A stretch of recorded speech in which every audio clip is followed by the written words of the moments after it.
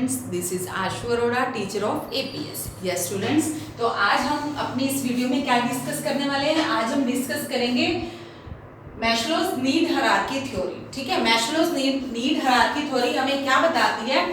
It refers to that theory of motivation which is based on hierarchy of human needs. Maslow ने जो ये theory बनाई है, ये थ्योरी किस बेस पे बनाई है? हायरार्की ऑफ ह्यूमन नीड्स, कि ह्यूमन बीइंग्स की नीड्स जो है एक नहीं है। एक नीड अगर फुलफिल होती है तो दूसरी नीड अराइज हो जाती है, उसके जब वो नीड फुलफिल हो जाती है तो नेक्स्ट नीड जो है फिर अराइज हो जाती है। This is called the hierarchy of human needs. तो ये थ्योरी जो बेस्ड है किसके ऊपर बेस्ड है? हायरार्की ऑफ ह्यूमन नीड्स, के एक नीड के फुलफिल होने पे दूसरी का राइज हो जाना, दूसरी के फुलफिल होने पे तीसरा। मतलब एक ह्यूमन नीड क्या सोचता है कि अगर उसकी एक नीड पूरी हो रही है ना तो जस्ट एट अ टाइम दूसरी नीड अराइज हो जाती है। वो चाहता है कि मेरी दूसरी नीड भी फुलफिल हो। तो ये थ्योरी इसी चीज के ऊपर बेस्ड है, हायरार्की ऑफ ह्यूमन नीड्स। तो यहाँ पे एक ऐसे पिरामिड बना हुआ है, self actualisation need, esteem need, affiliation belonging need, safety security needs and basic psychological needs. यहां से हम स्टार्ट करेंगे basic psychological needs. In the basic psychological needs, these needs are related to the basic needs of the human beings.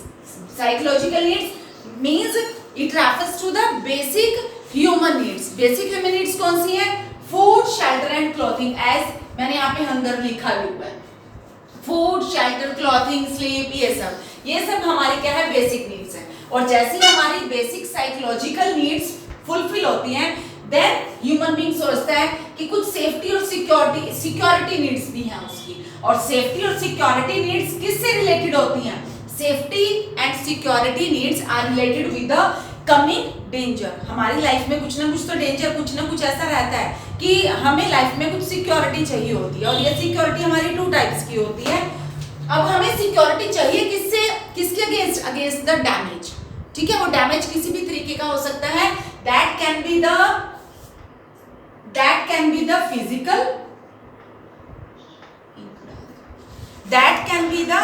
Physical and economical also.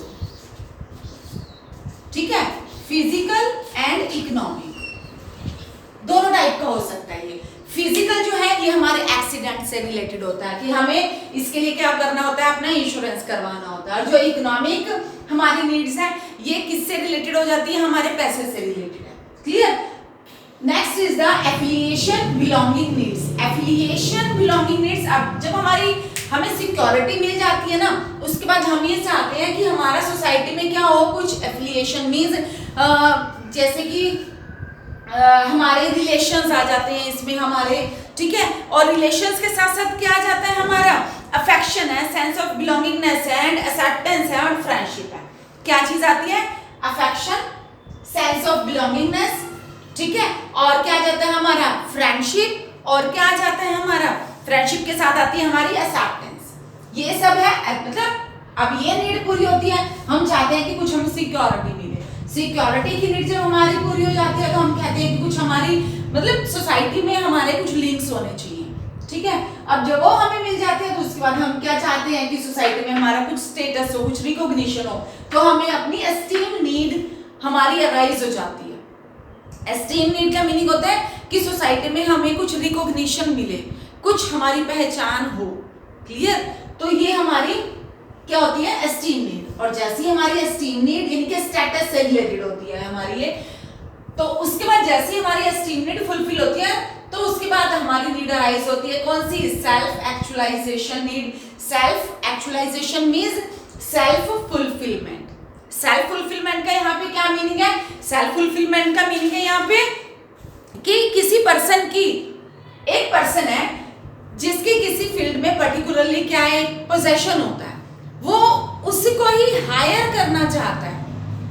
समझ में आ गई ना बात? उसी को ही हायर करना चाहता है। That is the self actualisation need, self fulfilment. Suppose कि एग्जांपल मैं आप लोगों को देती हूँ, पॉइंट है तो वो अपनी इसी फील्ड में जो है वो क्या करना चाहता है? अपनी एक पहचान, एक रिकॉग्निशन बनाना चाहता है।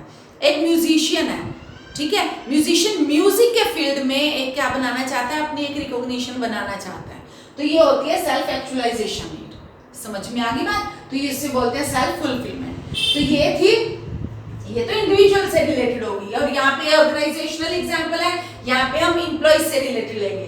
तो basic psychological need human beings में क्या है, बेसिक नीड्स आती है, फूड शेल्टर एंड क्लॉथिंग। तो यहाँ पे एम्प्लॉइज के लिए क्या आती है, बेसिक सैलरी आती है, ठीक है।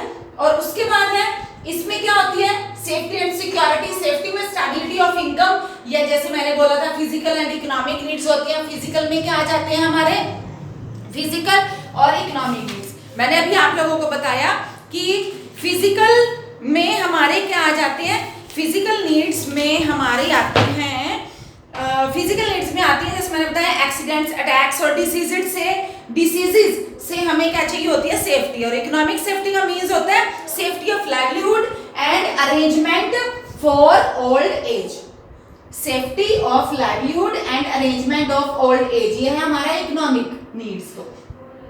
और इसमें क्या आएगी, पेंशन प्लान। ओल्ड एज में पेंशन प्लान किसको चाहिए होता है, ऑर्गेनाइजेशन के पॉइंट ऑफ व्यू से किसको चाहिए होता है, एम्प्लॉइज को। नेक्स्ट एफिलिएशन में मैंने बताया था यहाँ पे क्या एक्सेप्टेंस एंड फ्रेंडशिप है, सेंस ऑफ बिलोंगिंगनेस है, ठीक है। और यहाँ पे cordial relation with the colleagues, जहाँ पे हम वर्क कर रहे हैं वहां पे क्या है, cordial relation of colleagues, organisation के पॉइंट ऑफ व्यू से।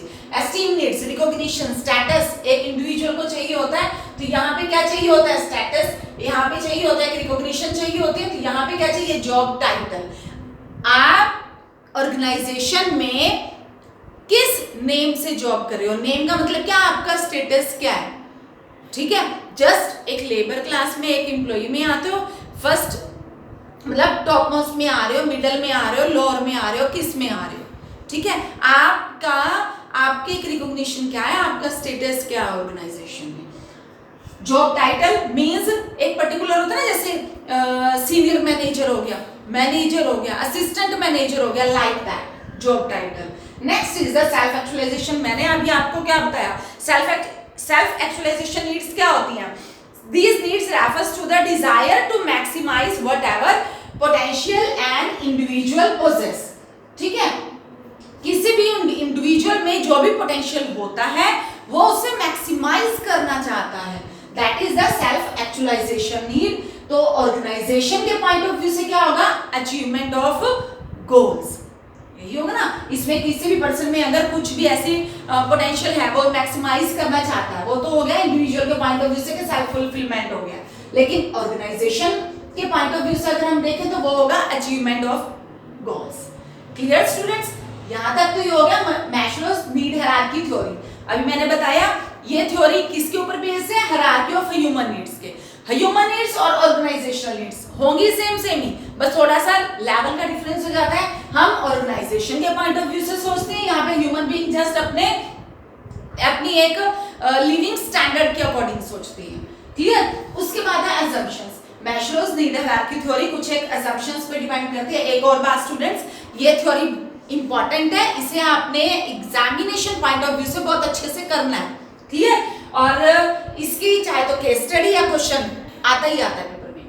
असम्पशंस क्या है इसकी, first people behaviour being affected by there needs. लोगों का बिहेवियर उनकी नीड्स से ही अफेक्ट होता है, मींस अगर तो नीड फुलफिल हो जाती है then they will be happy, अगर नीड नहीं फुलफिल हो जाती तो अग्रेसिव भी हो जाते हैं। There are many needs of the people and their order और priority can be made. Needs काफी सारी होती है, उनका ऑर्डर और प्रायोरिटी जो है, प्रायोरिटी वो क्या बनाया जा सकता है। Motivation ends with satisfaction of needs, after that a next higher need serves as a motivator. Yes, motivation कहाँ पे खत्म हो जाती है, with the satisfaction of need. एक नीड हमारी अगर पूरी हो जाती है तो दूसरी need as a motivator arise हो जाती है। Next, people move to the next higher need only when the lower level needs are satisfied. Next higher need पे लोग तब मूव करते हैं जब लोअर लेवल की नीड जो है वो फुलफिल हो जाती है। These are the assumptions, मतलब assumptions मींस एक मान्यताएं हैं, इन assumptions को assume करके ये थ्योरी बनाई गई है, क्लियर। उसके बाद हम बात करते हैं क्रिटिसिज्म्स की, क्योंकि कोई भी थ्योरी है चाहे वो अपने आप में जितनी भी अच्छी क्यों ना हो, क्रिटिसिज्म तो होंगी ही होंगी। क्रिटिसिज्म में हम ये क्या कह सकते हैं, क्रिटिसिज्म से पहले हम इसका क्या देंगे, एक कंक्लूजन देंगे, ठीक है। कंक्लूजन में हम क्या कहेंगे कि ह्यूमन बीइंग्स की नीड्स जैसे ही वन नीड फुलफिल होती है तो दूसरी अराइज हो जाती है, दूसरी फुलफिल होती है तो नेक्स्ट अराइज हो जाती है, नेक्स्ट फुलफिल होती है तो नेक्स्ट फुलफिल होती है तो नेक्स्ट नीड अराइज हो जाती है। तो उस नीड के इनकी यहाँ पे हम क्या कंक्लूजन निकालते हैं कि ह्यूमन बीइंग्स की नीड्स का कोई एंड नहीं है।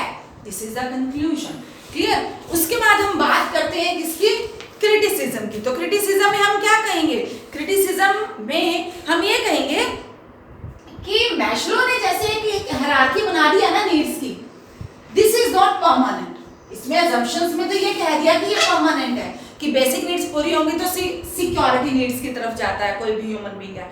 जब सिक्योरिटी नीड्स फुलफिल हो जाती है तो affiliation, then esteem, then self actualisation.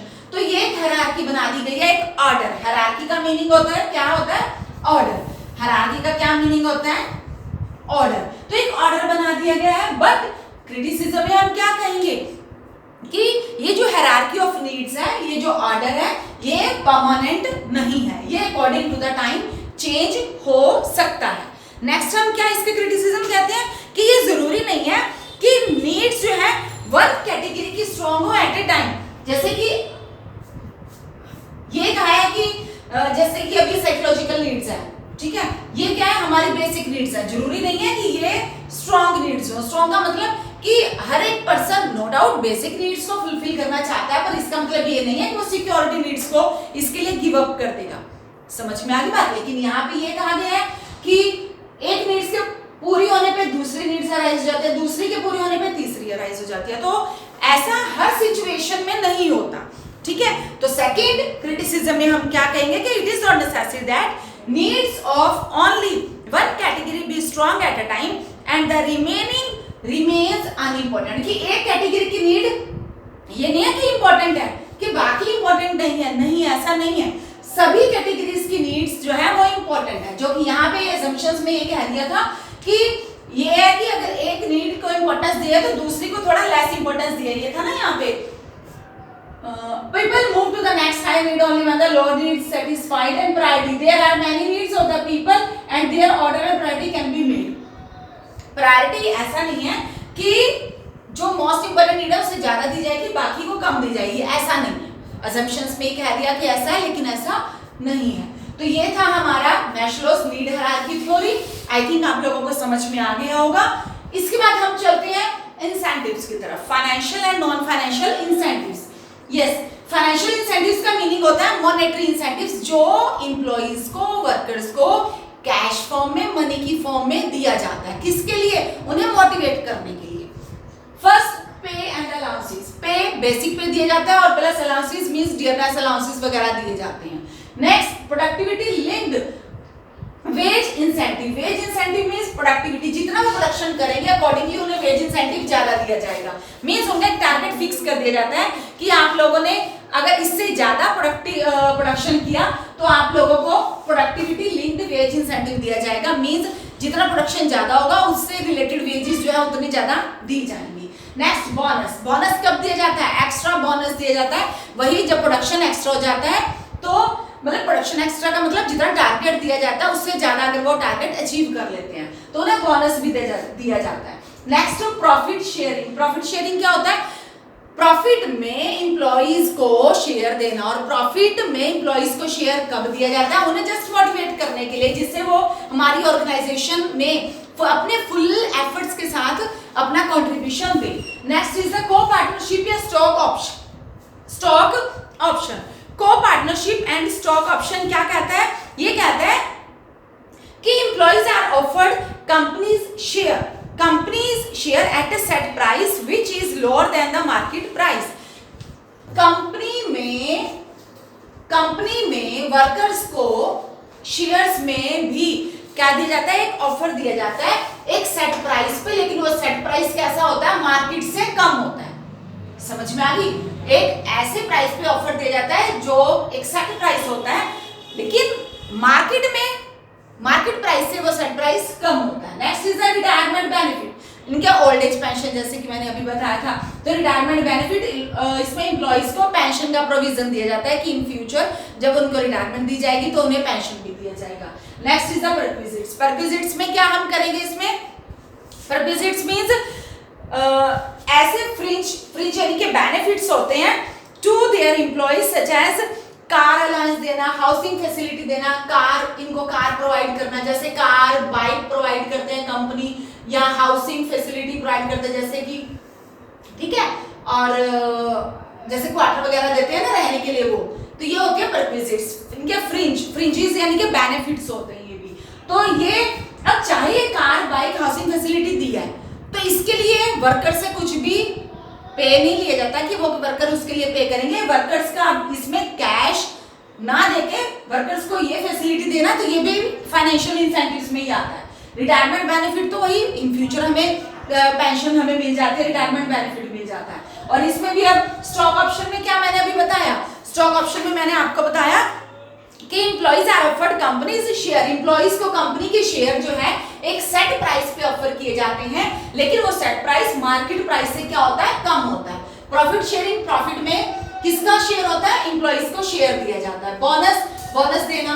Next productivity link wages, मैंने बताया कि जब प्रोडक्शन ज्यादा हो जाएगा तो उसके ऊपर क्या, जितना प्रोडक्शन ज्यादा होता है उसके अकॉर्डिंग उन्हें क्या दिया जाता है, इंसेंटिव दिए जाते हैं। Next is the page and allowances, मैंने आपको बता दिया डियरनेस अलाउंस देना उनको बेसिक पे के साथ। तो ये थे हमारे फाइनेंशियल इंसेंटिव। फाइनेंशियल इंसेंटिव का मतलब यही नहीं है वो सिर्फ कैश में दिए जाएंगे, ऐसे जो इंसेंटिव जिन्हें हम कैश में मेजर कर सकते हैं वो भी फाइनेंशियल इंसेंटिव ही होते हैं। जैसे मैंने बताया परक्विजिट्स होती हैं, ठीक है, कार देना, बाइक देना, हाउसिंग फैसिलिटी देना। अब उन्हें हाउसिंग फैसिलिटी अगर कंपनी दे रही है तो इसका मतलब क्या है, तो वर्कर्स को, एम्प्लॉइज को किसी और घर में अगर वो रहेंगे तो उसके लिए उन्हें रेंट नहीं पे करना पड़ेगा। क्लियर ना, तो ये एक फाइनेंशियल इंसेंटिव में ही काउंट होता है। तो ये थे हमारे financial incentive. Non financial incentive means non monetary incentive. तो नॉन फाइनेंशियल इंसेंटिव में हम क्या लेते हैं, psychological, social and emotional factors. इसमें हम कौन से लेते हैं, psychological, social and emotional factors, ठीक है। नॉन फाइनेंशियल इंसेंटिव्स में हम लेते हैं psychological, social and emotional factors which play an important role in providing the motivation. कुछ एक साइकोलॉजिकल, सोशल और इमोशनल फैक्टर्स भी होते हैं जो मोटिवेशन प्रोवाइड करने में काफी हेल्पफुल होते हैं। और कौन सी मोटिवेशन है, नॉन फाइनेंशियल। नॉन फाइनेंशियल इनके पैसे की फॉर्म में नहीं दी जाएगी। एक तरह से जैसे कि हम कहते हैं ना कि किसी की पीठ को थपथपाना कि आज तुमने ये काम बहुत अच्छा किया, like that. First is the status, employees को एक अच्छा स्टेटस, एक अच्छा रिकॉग्निशन देना, किसमें, ऑर्गेनाइजेशन में। लाइक कि सीनियर मैनेजर हो गया, मैनेजर की पोस्ट हो गई है, सीईओ हो गया, ठीक है, और असिस्टेंट मैनेजर हो गया, लाइक दैट। एक स्टेटस प्रोवाइड करना कि सोसाइटी में उसको एक रिकॉग्निशन मिल रही है। Next is the organisational climate. Organisational climate एक ऐसा क्लाइमेट प्रोवाइड करना जिससे कि एम्प्लॉइज को लगे कि they are working in the किस टाइप की क्लाइमेट में काम कर रहे हैं, cordial relation with the other colleagues. Next is the career advancement opportunity. Career advancement means उनका करियर बनाने में ऐसी अपॉर्चुनिटीज प्रोवाइड करना कि उनका, जिससे कि उन्हें ये लगे कि उनका करियर जो है वो आगे फ्यूचर के लिए सेफ है। तो इसमें हम क्या कहेंगे कि मैनेजर्स अपने एम्प्लॉइज को इस टाइप की फैसिलिटी प्रोवाइड करते हैं जिससे कि उनकी स्किल्स, उनकी जो कह सकते हैं कि उनकी एबिलिटी जो है इंप्रूव होती है। Clear. Next is the job enrichment. Job enrichment में हम क्या करेंगे, job enrichment means it is concerned with the designing job that include greater variety of work content. Job enrichment means it is concerned with the designing of jobs. It is concerned with the designing of jobs, ठीक है, that include greater variety of work content, जैसे कि higher level of knowledge, skills का होना, ये इसमें होता है जॉब एनरिचमेंट कि आप अपनी जॉब में कितने कैपेबल हो। क्लियर, ये आ जाता है। Next is the employee recognition programme. Employee recognition programme जैसे कि सपोज कि कोई प्रोग्राम होता है, ठीक है, ऑर्गेनाइजेशन में, तो वहां पे एम्प्लॉइज को एक तरह से रिकॉग्नाइज कराया जाता है कि because of that employee we have achieved our goals. इस टाइप से एम्प्लॉइज रिकॉग्निशन प्रोग्राम जो है वो ऑर्गेनाइजेशन में किए जाते हैं। Next is the job security. Job security किस पॉइंट ऑफ व्यू से, कि उन्हें एक बॉन्ड साइन करवाया जाता है कि for the time period of 10 years 20 years they are secure in our organisation. Next is employee participation. Employee participation किस में, कि ऑर्गेनाइजेशन में हर एक पार्ट में, जैसे recognition employees participation. Employees participation means involving employees in decision making. जो भी organisation की डिसीजन मेकिंग प्रोसेस है उसमें एम्प्लॉइज की पार्टिसिपेशन का होना है। अब इसके लिए उन्हें कैश पेमेंट नहीं दिया जाता, लेकिन उन्हें एक इंपॉर्टेंस दी जा रही है, क्योंकि एम्प्लॉइज अगर पार्टिसिपेट कर रहे हैं means they will think regarding the other employees, क्योंकि उन्हें पता है कि एम्प्लॉइज की क्या सिचुएशन है, तो उस चीज को ध्यान में रखते हुए वो डिसीजन मेकिंग में और मैनेजर्स की क्या करते हैं, हेल्प करते हैं। The last one is the employee empowerment. Employee empowerment क्या कहती है, means giving more autonomy and powers to the subordinates. Means ये एम्प्लॉय एम्पावरमेंट क्या कहती है, giving more autonomy and power to the subordinates. ठीक है, तो इसका मीनिंग क्या है, means feeling this type of feeling contributes positively to the use of skills and talents in the job performance, जिससे कि जो सबऑर्डिनेट्स हैं वो अपने स्किल्स और जॉब को फुल मतलब एक तरह से पूरी तरह से यूज करें। तो ये थे हमारे नॉन फाइनेंशियल इंसेंटिव, जो कि हमारे साइकोलॉजिकल, सोशल और इमोशनल फैक्टर्स के ऊपर बेस्ड होते हैं।